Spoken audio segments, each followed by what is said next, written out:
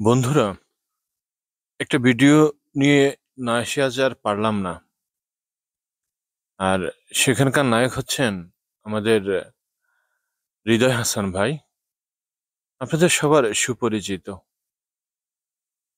আমার জানা মতে উনি একজন অত্যন্ত ভালো মনের মানুষ। উনি কি করলেন? অন্তরা নামের একটা মেয়েকে নিজের সাথে কাজ করিয়ে ভালো কিছু দেওয়ার চেষ্টা করেছিলেন। হয়তো আস্তে আস্তে তার ভেতরে এত বেশি ভালোবাসা জন্ম নেয়, বাকিটুকু আমি আর কি বলবো। সেজন্য আপনারাই দেখুন। সে আমার ব্যাপারে বিভিন্ন ধরনের আজেবাজে কথা বলে বেড়াইতেছে। শুধু তাই না, সে সরাসরি স্ট্রেট লাইভে আসছে। কিছুক্ষণ আগে দেখলাম, লাইভ না সরি, একটা ভিডিও আপলোড করছে। আমি জাস্ট একটু দেখাই আপনাদের, আপনারা একটু দেখেন মনোযোগ দিয়ে। এই যে দেখেন, এটা তার পেজ, এই যে অন্তরা ইসলাম। ঠিক আছে, আমি একটু আপনাদের সুবিধার্থে একটু ক্যামেরাটা হচ্ছে আমার ঘুরে দেখাইতেছি। আমি একটু ওয়েট করেন আপনারা। তো আমি আগে লাইভে আসছি, আমি একটু পরে দেখাইতেছি, দাঁড়ান। তো বিষয়টা হচ্ছে, আমার একটা ভয়েস পাঠাইছে। আমি জাস্ট একটু আপনাদের আগে ভয়েসটা একটু শুনাইতেছি। আপনারা কাইন্ডলি একটু ভয়েসটা শুনেন, তার কথাগুলো শুনেন, আগে কথাগুলো একটু শুনেন মনোযোগ দিয়ে, দাঁড়ান। এই যে মিস্টার হৃদয় হাসান, আপনি যা শুরু করছেন না, যা মাথামাতি করতেছেন না, আপনি যদি পারেন না আমিও পারবো, বুঝতে পারছেন? আপনাকে এখন আমার আর কোনো প্রয়োজন নেই। আপনি আপনি যতটুকু আমাকে হেল্প করছেন, আমার যতটুকু আপনার থেকে হেল্প পাওয়ার দরকার ছিল, আমি অতটুকু পেয়ে গেছি। এখন আপনাকে আমার কোনো প্রয়োজন নেই। আর আমি আপনার কাছে থাকলে কি পেতাম বলুন তো? ওই যে মাঝে মাঝে হয়তো বা দুই একটা কাজ কাজ হয়তো আমরা করতাম, এই তো। আর ওইটার জন্য এখন কি আমার সময় আছে?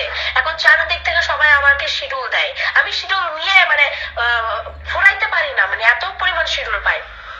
সো আপনাকে এখন আমার কোনো প্রয়োজন ছিল না, প্রয়োজন নাই, সরি, এখন কোনো প্রয়োজন না। যখন ছিল তখন আমি আপনার থেকে যতটুকু হেল্প পাওয়ার পেয়ে গেছি, এখন আপনাকে আমার কোনো প্রয়োজন নাই। সো আপনি যা শুরু করছেন না, তো আপনি যেভাবে আমার পিছনে লাগছেন, আপনি যদি আমার পিছনে আবারও লাগতে আসেন না, আমি আপনাকে দেখে নিব।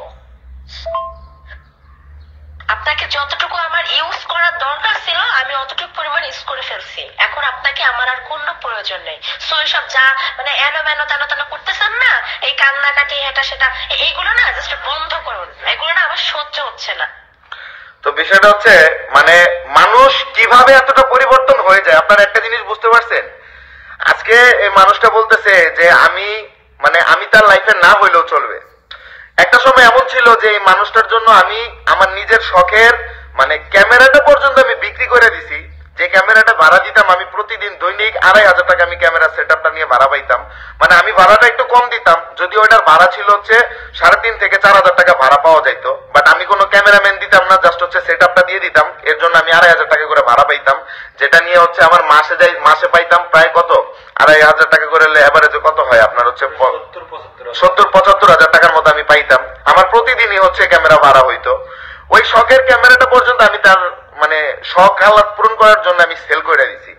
আজকে সেই মানুষটা যখন আমি একটু তারে প্রতিষ্ঠিত করাইতে পারছি, বিভিন্ন জায়গায় তারে নিয়ে গেছি, বিভিন্ন জায়গায় কাজ করাইছি। আমি প্রথম থেকে একটু বলতে চাচ্ছি যে সেটা হচ্ছে, অন্তরারে চেনেন না আপনারা এমন কেউ নাই হয়তো অনলাইনে, মোটামুটি অনেকেই চেনেন। তো ওর কিছু হচ্ছে ভিডিও ক্লিপস হয়তো আপনারা দেখছেন, ঠিক আছে, আমার সঙ্গে অনেক ভিডিও দেখছেন। তো বিষয়টা হচ্ছে, নারী নাহি হতে চায় শুধু একাকার দেবী, এরা লোভী, কবি বলেছেন।